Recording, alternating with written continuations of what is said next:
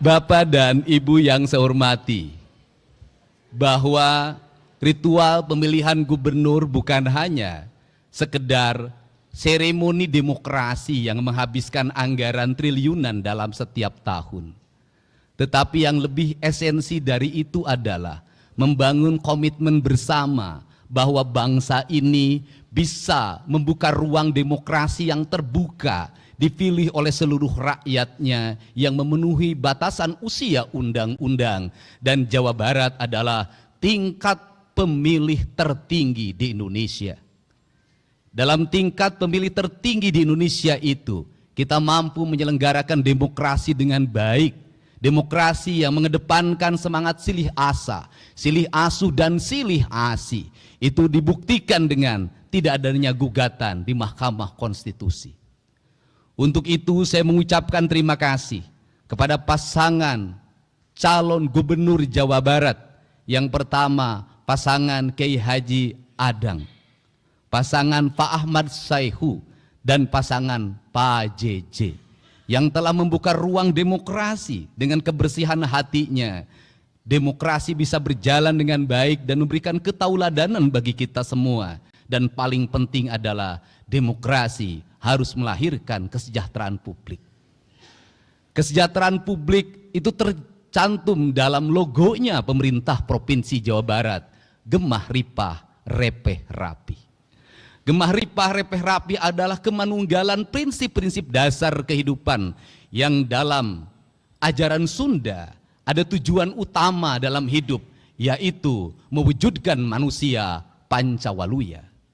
Manusia Pancawaluya adalah manusia yang cager, manusia yang bager, manusia yang benar, manusia yang pinter, dan manusia yang singer.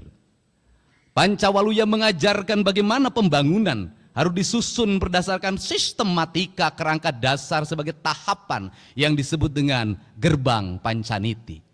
Dalam tahapan itu yang pertama adalah manusia cager, artinya bahwa kesehatan warga adalah fondamen utama dalam kehidupan kita. Maka pembangunan harus mengarah pada upaya membangun kesehatan. Maka kesehatan memiliki dua variabel. Yang pertama adalah pencegahan, yang kedua adalah pengobatan. Kerangka berpikir kita hari ini teracuni oleh kerangka berpikir materialisme, di mana kesehatan selalu dipahami dengan obat-obatan. Kesehatan selalu dipahami dengan alat kesehatan. Kesehatan selalu dipahami dengan rumah sakit. Kesehatan selalu dipahami dengan dokter yang memberikan resep, dokter yang mengoperasi. Seluruh kerangka itu, kalau terus-terusan itu menjadi tujuan utama dalam pembangunan, sampai dunia ini berakhir, kesehatan tidak akan pernah selesai. Kenapa? Kesehatannya bukan berbasis membangun manusia yang sehat, tetapi berbasis proyek kesehatan, berbasis bisnis kesehatan. Kalau kesehatan sudah menjadi proyek kesehatan dan bisnis kesehatan, maka Pancasila yang kita agung-agungkan sudah terdegradasi dalam materialisme, di mana manusia boleh mengeksploitasi orang lain demi kapitalisasi yang dimilikinya, di mana manusia boleh memiskinkan orang lain demi perusahaannya mendapat keuntungan. Kalau kita konsisten pada konsep Pancasila, kalau pada konsep silih asa, silih asi, silih asuh, maka kesehatan bukan hanya pengobatan, tapi kesehatan membangun manusia yang sehat, dimulai dari pola hidup yang sehat. Maka pola hidup yang sehat harus dimulai dari mana? Negara harus berkomitmen untuk menciptakan iklim yang sehat, membangun tata ruang yang baik, menjaga mata air, menjaga aliran air, menjaga sanitasi lingkungan, menjaga udaranya, menjaga seluruh alam semestanya dengan konsep papat kalimat pancer, dengan konsep tritangtu di buana yang sering saya sampaikan dalam debat-debat terbuka. Karena itulah yang diajarkan oleh leluhur kita, sehingga ketika saya mengatakan bahwa pembangunan di Jawa Barat itu harus kembali pada pembangunan yang berdasarkan asas-asas ajaran leluhur, sesungguhnya bukan klinik, sesungguhnya bukan mistik, tetapi sesungguhnya sebuah pengetahuan metafisika, sebuah pengetahuan tentang alam raya, tentang manusia membangun hubungan dengan alam dan seluruh semestanya, yang disebut dengan kemanunggalan. Itulah konsep asasi tentang jati diri bangsa yang sebenarnya. Untuk itu turunannya seperti apa? Maka turunannya gunung kudu awian, lengkop kudu balongan, lebak kudu sawahan. Maka merawat alam, membubarkan berbagai bentuk perangkat perusakan terhadap alam adalah komitmen terhadap alam, dan ujungnya adalah komitmen terhadap Tuhan. Komitmen terhadap Allah Subhanahu wa Ta'ala. Bagi saya, tidak berarti penyembahannya pada Allah kalau tangannya mengeruk kekayaan alam, menghancurkan ekosistem, menghancurkan ekologi, membuat kerusakan bagi orang lain, melahirkan penderitaan bagi orang lain. Bagi saya, bertuhannya adalah bertuhan kebohongan. Karena itu komitmennya harus bersama. Maka dalam komitmen bersama itu tadi ditandatangani, saya menyebutnya itu disebut dengan gerakan manunggal. Hanya manusia yang manunggalah dia akan sehat. Hanya manusia yang manunggalah dia akan sejahtera. Dan hanya manusia manunggalah dia adalah manusia yang menyatu dengan seluruh alamnya. Dan kelak ketika dia meninggal, dia akan kembali pada kesucian dirinya, kembali pada Allah sang pemilik dan maha suci dalam hidupnya. Perspektif itulah yang harus dibangun dalam kerangka berpikir ideologi pembangunan. Untuk itu, dari sekarang saya minta seluruh konsepsi pembangunan di Jawa Barat harus berdasarkan asas kesehatan. Kir mobil harus asasnya kesehatan. Menjaga keselamatan penumpangnya, menjaga keselamatan sopirnya, usia kendaraannya bukan hanya memenuhi perangkat administratif. IMB rumah harus memenuhi asas kesehatan. Pembangunan bangunan harus memenuhi asas kesehatan.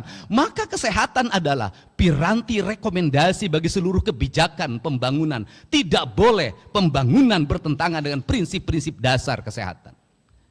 Kemudian yang kedua adalah upaya kita melakukan pengobatan. Maka seluruh perangkat pemerintah harus segera mengalokasikan pembiayaan, menyediakan puskesmas pembantu di tingkat desa dengan kekuatan layanan yang memadai, menyediakan puskesmas di tingkat kecamatan yang rawat inap dengan kerangka layanan yang memadai, memberikan rumah sakit layanan di setiap kabupaten kota, di mana satu rumah sakit di kabupaten kota yang satu memiliki spesialisi penyakit yang A, yang rumah sakit kabupaten lain yang B, yang kabupaten yang lain yang C. Maka yang disebut dengan pembangunan aglomerasi wilayah, saya menyebutnya dengan pembangunan wilayah kebudayaan. Dulu pemerintah kolonial menyebutnya ekskresidenan. Maka di ekskresidenan itulah harus tumbuh rumah sakit kabupaten kota yang satu sama lainnya saling mengisi. Yang satu unggul di paru-paru, yang lain unggul di kanker, yang lain unggul di bedah saraf. Maka investasi negara, investasi pemerintah provinsi harus mengarah pada itu. Apa yang menjadi kebutuhan publik? Maka awal yang harus dilakukan adalah membuat audit kesehatan bagi seluruh warga Jabar, sehingga kita tidak salah dalam merencanakan alat kesehatan, tidak salah dalam membeli obat. Untuk apa? Agar sesuai dengan culture-nya. Apa yang terjadi di Jawa Barat hari ini, ketika orang Garut dipatok ular, maka serumnya tidak ada di puskesmas.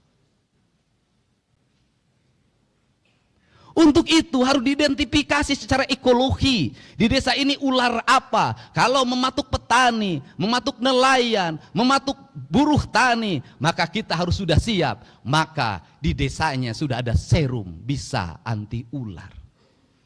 Kerangka ini harus dibangun dalam capaian berpikir yang universal, tetapi tindakan-tindakannya harus bersifat lokal. Kemudian yang berikutnya adalah membuat gerakan. Ketika hari ini dicanangkan gerakan makan bergizi gratis, sesungguhnya itu adalah harapan. Harapannya apa? Harapannya anak-anak kita mendapat asupan gizi yang memadai. Hari ini anak-anak Jawa Barat mengalami problem di makanan. Kenapa? Ibunya sudah tidak memasak di rumahnya. Maka anak-anak jajan di pinggir jalan. Maka anak-anak jajan dimanapun. Apa yang terjadi pada hari ini? Anak-anak meminum gula dengan kadar gula yang berlebihan yang dia dapatkan di warung-warung. Anak-anak memakan minyak-minyaknya, kadarnya sudah berhari-hari tidak diganti. Apa yang terjadi? Tingkat kesehatan derajat anak-anak menurun. Ketika tingkat derajat kesehatan anak-anak menurun, maka rumah sakit penuh dengan anak-anak, puskesmas penuh dengan anak-anak, maka kos pemerintah dihabiskan untuk biaya berobat. Padahal biaya berobat jauh lebih mahal dibanding dengan kita mencegah dari pengobatan. Yang kedua, adalah kerangka cager, kerangka bager. Maka orang cager, maka dia akan bager. Bager itu apa? Bager itu dalam kata orang Sunda, yaitu orang yang memiliki kebersihan hati awalnya. Cilik putih, celak herang, caang bulan 14, jalan gede sasapuan, tegenek temalekmek balumbang timur narawangan. Maka sifatnya dedehan welasan asihan, nulung kanu butuh nalang kanu susah nganter kanu sieun nyaangan kanu poeken. Maka kerangka kerja itu harus dibangun dalam sistem pendidikan yang membangun karakter pribadi anak-anak. Anak-anak kita pinter main IT-nya, anak-anak kita pinter berucapnya, tapi hari ini lemah kesabarannya, lemah fisiknya. Dan dalam jangka panjang, kalau ini dibiarkan, maka akan menjadi ancaman masa depan. Saya katakan, tadi malam sudah layak para bupati, wali kota hari ini mengevaluasi anak-anak TK, SD, dan SMP menggunakan perangkat HP dalam kehidupan keseharian. Kalau ingin punya generasi hebat. Belajar dengan membaca HP, ternyata di negara-negara maju kini sudah ditinggalkan. Kenapa? Tidak meninggalkan jejak di dalam pikirannya. Membaca buku jauh meninggalkan jejak dibanding membaca perangkat digital. Tetapi di perangkat digital jejaknya tidak akan pernah hilang. Kemudian benar, maka orang benar itu apa? Orang yang ucap dan tingkahnya sama. Kalau sudah seperti itu, maka tingkatan yang keempat, pinter. Orang pinter boleh, tetapi kalau dia sudah cager, sudah bager, dan sudah benar. Kenapa? Kalau pinter lebih dulu, dia tidak cager. Profesor tak akan berarti kalau dia kena stroke. Dia pinter, tapi dia tidak benar, rusak pegang anggaran. Tidak pernah mengarah pada kepentingan publik, habis belanjanya oleh kepentingan yang non publik. Maka pinter menjadi kekuatan utama. Yang terakhir, orang pinter tak ada arti kalau tidak singer, dia tidak satset, dia tidak pok pek prak, dia tidak bisa mengaplikasikan seluruh perangkatnya dalam kehidupannya. Untuk itu saya mencoba membangun dua kerangka kerja pembangunan di Jawa Barat. Kerangka kerja yang pertama di tahun 2025 dan tahun 2026 serta sisa setengah dari 2027. Saya menyebutnya tahun belanja modal. Tahun belanja modal itu apa? Modalnya dalam bentuk infrastruktur.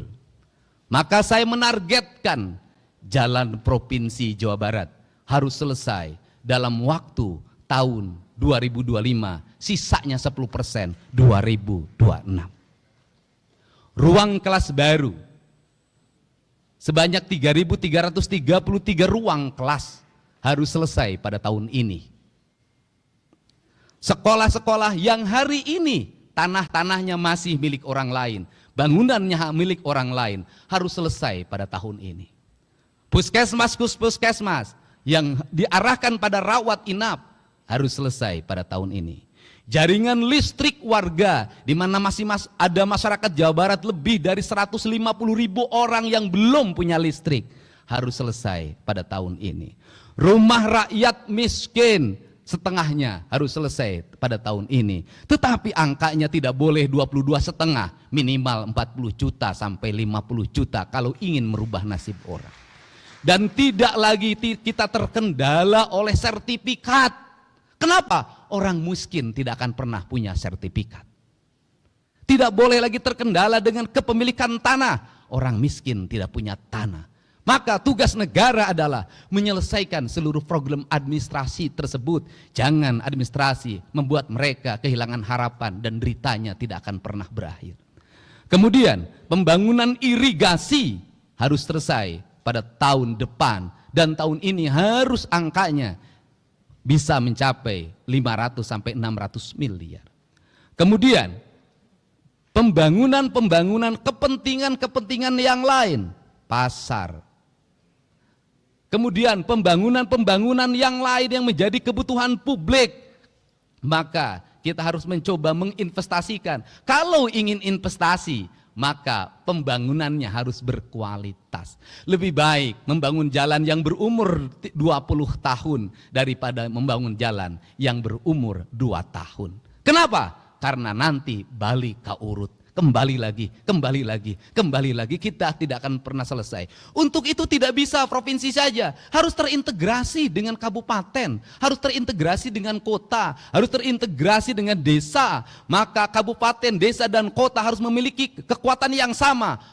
Problematika rakyat kita selesaikan bersama. Anggaran desa harus terarah pada infrastruktur, anggaran kabupaten kota harus terarah pada infrastruktur, anggaran provinsi harus terarah pada infrastruktur. Maka seluruhnya menjadi gerakan bersama, gerakan Manunggal Jawa Barat. Karena ini juga akan bisa menyelesaikan, termasuk menyelesaikan problem sampah. Orang Bandung bingung harus kemana membuang sampah. Setiap kabupaten hari ini mengalami kebingungan, jumlah sampah terus bertambah. Tetapi orang tidak mau dijadikan tempat pembuangan sampah.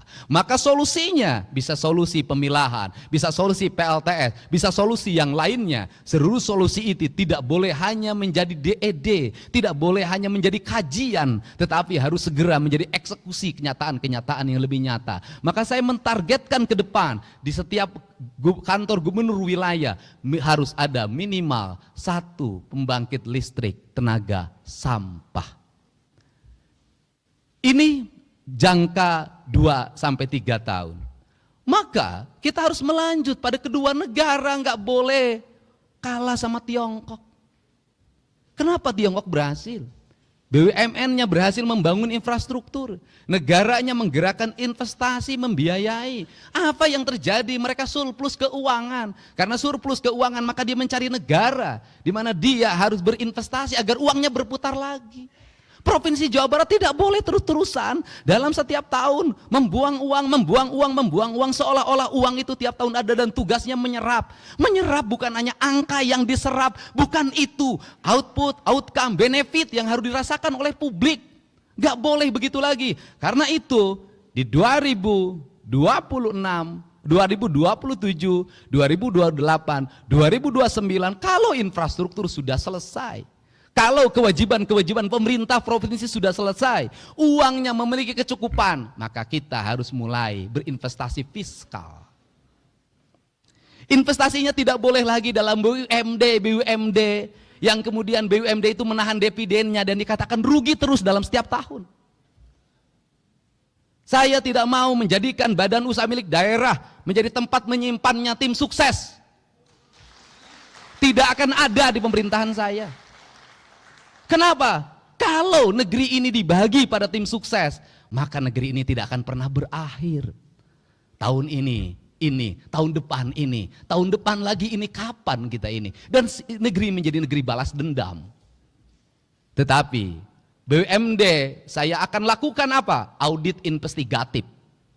Agar apa? Agar bisa ditemukan bekerjanya baik, kredibel, punya untung atau buntung terus. Kalau buntung terus, ngapain? Gaji pengangguran, ngabisin duit APBD, tutup. Kita arahkan apa? Investasi pada BPR yang sehat di kabupaten, kota, dan kecamatan yang sehat. Agar apa? Agar uang provinsi bisa diserap oleh masyarakat yang jujur. Kita tingkatkan lagi investasi di Bank Jabar walaupun sudah terbuka. Dan Bank Jabar harus mengalami efisiensi. Efisiensi apa? Struktur jabatannya jangan terlalu banyak. Jumlahnya sedikitkan. Untuk apa? Karena Bank Jabar itu nggak usah pakai struktur banyak juga sudah untung. Pelanggannya ASN, anggota DPRD, bupati dan wali kota, termasuk mungkin saya nanti. Nah, kenapa? Kalau seperti itu, maka kalau jumlahnya sedikit, untuk apa? Agar dia dividennya tinggi. Kalau dividennya tinggi, belanjakan untuk kepentingan publik lagi. Kalau kemudian punya CSR, jangan disembunyikan, umumin berapa CSR-nya. Dan saya merencanakan CSR pada tahun 2025 untuk pembangunan sekolah.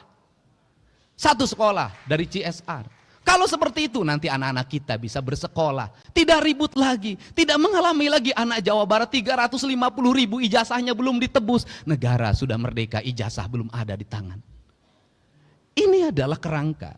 Kalau kerangka ini sudah dibangun, maka pada periode ke depan kita menjadi provinsi yang memiliki kecukupan fiskal. Kalau sudah punya kecukupan fiskal, kalau provinsinya misalnya nanti ada BUMD yang profesional, bisa dikelola dengan baik, bisa jadi dia bangun jalan tuh di provinsi lain.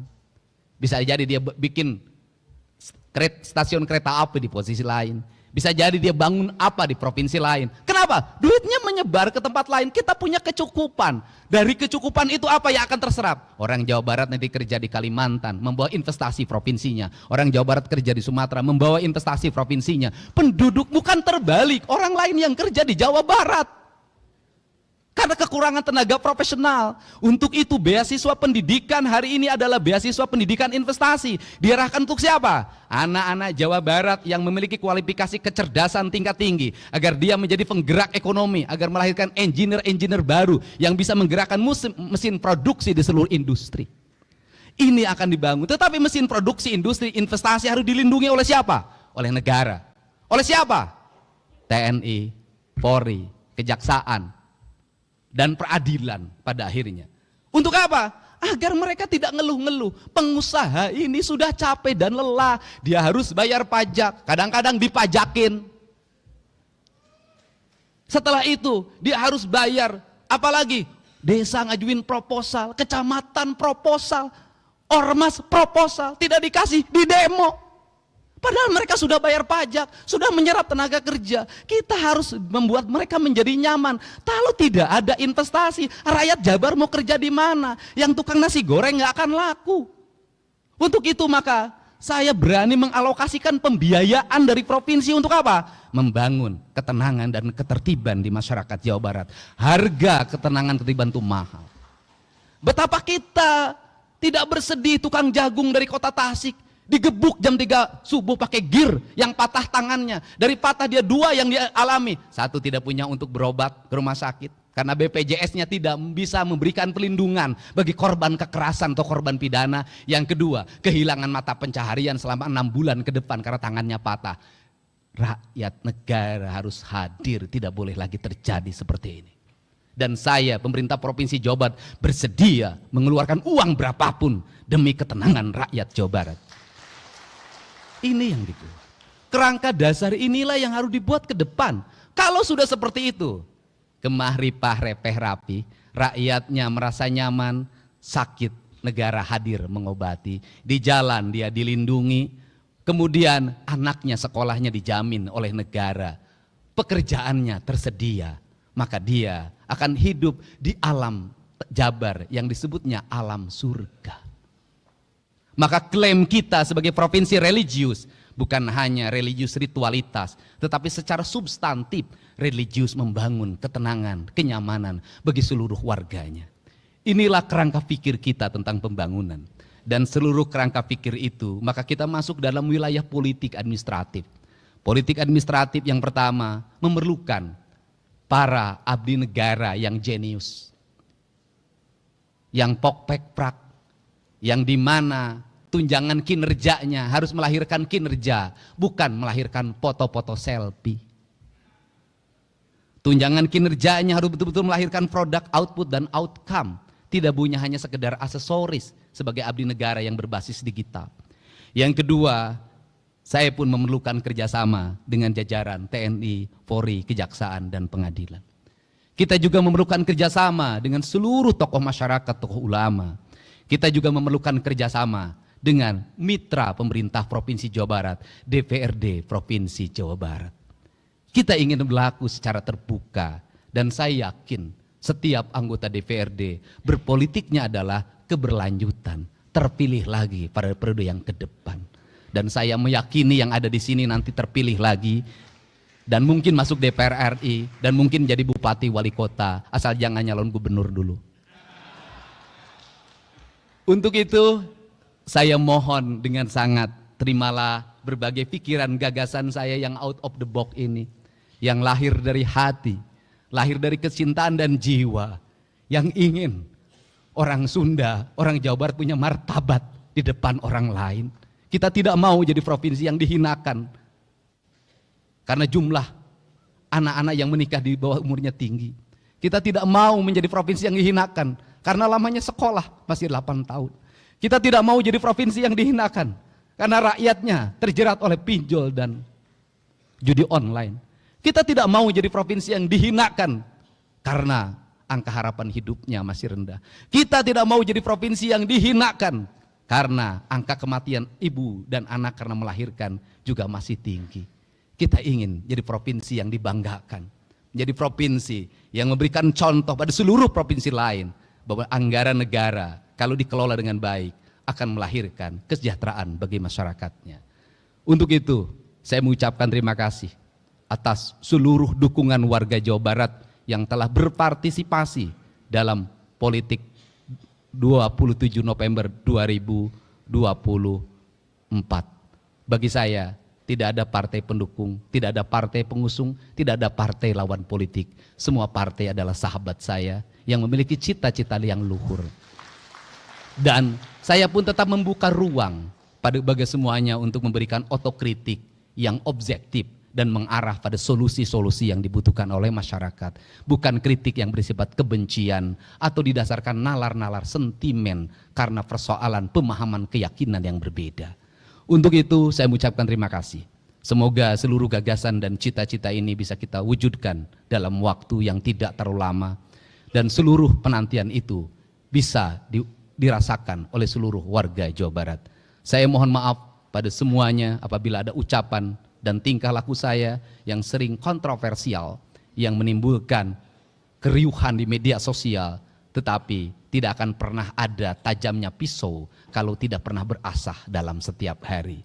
Pisau yang tidak berasah dia akan berkarat dan akhirnya tidak bermakna. Untuk itu saya ucapkan terima kasih. Lembur diurus, kota ditata, Jawa Barat istimewa. Wallahu muwaffiq ila aqwamit thoriq. Assalamualaikum warahmatullahi wabarakatuh. Sampurasun. Sekali merdeka tetap. Sekali merdeka tetap. Sekali merdeka tetap. Sekali merdeka tetap. Rahayu, rahayu, rahayu.